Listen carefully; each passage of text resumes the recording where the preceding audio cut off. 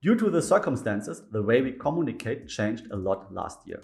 Not so much for software developer teams, but for people we work together.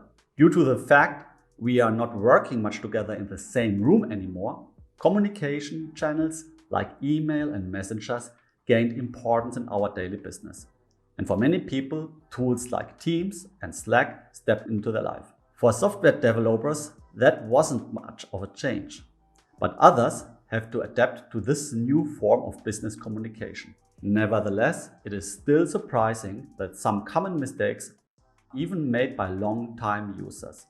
Let me show you the 5 most common mistakes in communication with those tools. A message in WhatsApp, Signal and Slack is not as intrusive like a call. Nevertheless, you do not know what the receiver is currently doing, and every interruption of the concentration or work of a person should be as small as possible.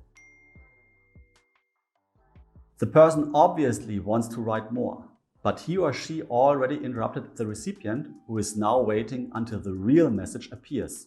Some of you may say, that's not a problem for me, I keep my phone silent. But you do not know how the recipient is handling this kind of stuff. So you have to take that into account. Turns out the recipient do not need the key now, but does he need to write how he is?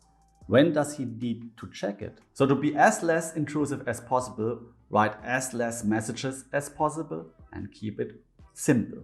This message is much better, but not perfect. And here we come to the next point. Mixing info you need into a text is sometimes a little bit annoying for the recipient, because you do not know if he has to copy this information to somewhere else. And if you're on the phone, sometimes you only can copy whole messages. So how does the best possible message look like? Here we have it. The 3 dots indicate there will be more. I know that there will be a serial number coming, so with the next ping, I even don't need to look at my phone. Which brings me to point 3. Better send location as Google Map links. Yeah, I know. Google already knows too much about us. But being in the wrong location because of a misspelling is much worse than letting Google know we plan to meet at the Chinese restaurant Elephant, not Elegant. Point number 4 is the voice message. It is impossible to listen discrete to a voice message. And if it's long and has different information in it, it's quite annoying. So if you have hands-free, write, because you do not know if your recipient has an ear-free. Point 5 seems to be the most ambivalent one. The video call. There's a simple rule, at least for me. In a spontaneous call, no video, never. In an arranged meeting, with a fixed appointment, always. Keeping your video off, where the other one has turned it on, is somehow impolite.